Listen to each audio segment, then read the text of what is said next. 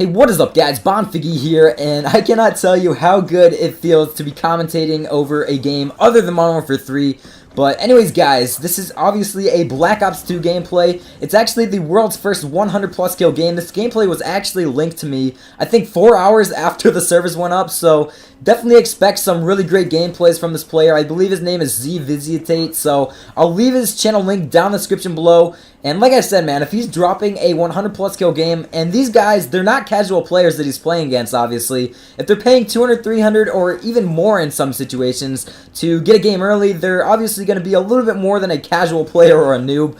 And I can stand for that because I've been playing against these guys. All the people that I've been playing against when the game was out early and everything have been tryhards, so I can definitely say that these guys, they weren't noobs, and it definitely did take a little bit of skill to get this gameplay. Although it was on Nuketown, which does make it a little bit easier to get 100 plus, I guess you could say, because it's really fast-paced, close quarters, really action-packed. That's what I like about this map, and it's really the only map that I've been playing lately. I'm going to try to get my own 100 plus kill game tonight and have that up for you guys tomorrow, but as you know, this is actually being uploaded a little bit early. The game isn't supposed to come out until midnight tonight, but obviously he got the game early as well as I did, and I believe that some people in like Australia already have the game, so the copyright has already been lifted from the game. It should be okay to be uploading this because other people already have the game. It's not going to be spoiling it for anyone, so I just thought I might get this video out for you guys, and I kind of wanted to give you guys, first of all, a few class recommendations. This weapon that he was using, it's actually one of my favorite SMGs. It's called the POW 57, and this is one of the weapons that you want to be using as soon as you unlock it. Obviously, he was using the laser sight, and I do want to say that the laser sight, it actually does help a lot for the submachine guns. I wouldn't recommend it for anything else. Maybe a sniper rifle if you want to try to get some crazy no-scopes or something like that. I think that would be kind of cool. Or maybe the shotguns, because that might help out, but they're most effective when you're using it on a submachine gun. It just does help out your hipfire a lot, obviously. All you gotta do is put the laser on the enemy and shoot. So it can help out a lot. I just want to mention that real quick. And one thing that I think he should have been using in this gameplay is a silencer, and obviously he was not, so I think that actually makes this gameplay even a little bit more impressive, just because of the fact that he wasn't not showing up on the UAV because he didn't have a silencer. And in case you guys didn't know, in Black Ops 1, a lot of people preferred to go unsilenced and use something like dual mags, but it seems like in this game, you'll need to be a little bit more stealthy, use those ghost perks, and the reason why I say ghost, I know it's a bullshit kill streak, and it's really annoying when people run and everything, but it's gonna be necessary, I think, in my opinion, because the UAV spam, it's so bad, or at least it has been so far in the game.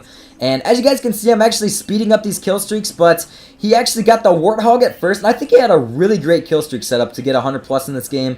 The Warthog, basically, it's almost like a Rolling Thunder, but it's a little bit more beefy. It goes around the map 3 times, and then this second kill streak that he's in right now is actually called a Lodestar, and that's pretty much like a beefed up Reaper, and then this is almost like a Akimbo Chopper Gunner, man. The kill streaks do a lot of work, as you guys can see. I'm speeding it up a little bit because I think that it would just make the game a little bit more fast-paced. But yeah, the kill streaks, if you can get those higher streaks, it definitely is a little bit higher, but it is definitely worth it in my opinion. I think he gets 2 sets of those, so only 2 sets got him the 100 plus kill game, which is definitely not too difficult to do. It definitely is a little bit harder to get these higher kill streaks in this game, especially if you're playing something like Team Deathmatch. I think for the Akimbo Chopper Gunner that he just had, it's like a 19 gun streak to go on to actually get that if you're playing TDM, so definitely is a little bit more challenging. And honestly, I think if I were the game developers, I would either make it so you get a little bit more score points in TDM, or that the kill streaks are actually a little bit lower. I should say score streaks because it goes off the score, not the kills anymore. But yeah, guys, that's pretty much it for this gameplay. I wanted to try to talk about how to play Nuketown because this is one of the maps that I pretty much almost specifically played during Black Ops 1.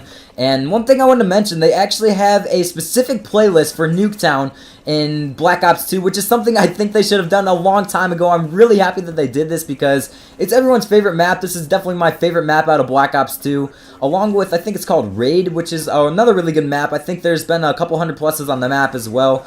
But yeah, like I said, for Nuketown, what you want to do is just stay away from the middle of the map. You want to try to flank around as much as possible, because when you go straight through the middle of the map, you can either get picked off from the guys that camp up in the windows in the buildings, or they can sit back in the garage and kill you, or, you know, there's a lot of different ways that you can get killed. I like to go around either the left or right side, and I like to work my way into the enemy spawn building.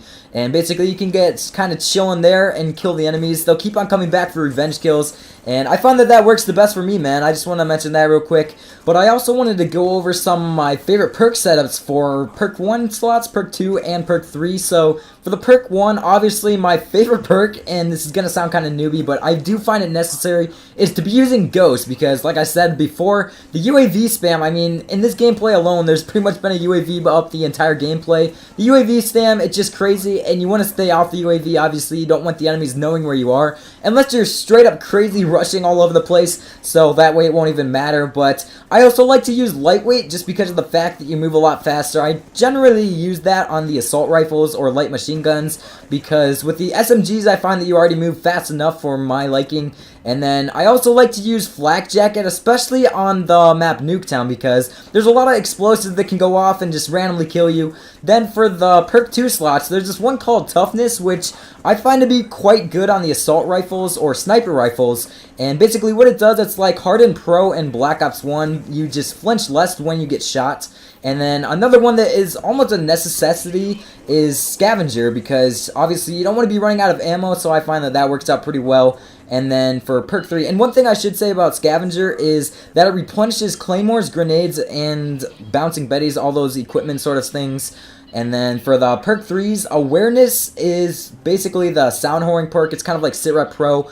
I find that that helps a little bit. I only really like to use that in game modes like free-for-all or when I'm playing 6v6. Definitely not in ground war or anything like that, but sound, it's not that big of a deal in this game as much as it was in Modern Warfare 3. And then I also like to use Tactical Mass, because that way when you get stun grenaded, or you can get these like electrical shocks thrown at you, which totally disorient you, it definitely does help a little bit when it comes to those sort of things. But anyways guys, that's pretty much it for this gameplay. I hope you did enjoy. Please leave the video a like, because I definitely do think that this gameplay does deserve it, and subscribe if you're new, guys.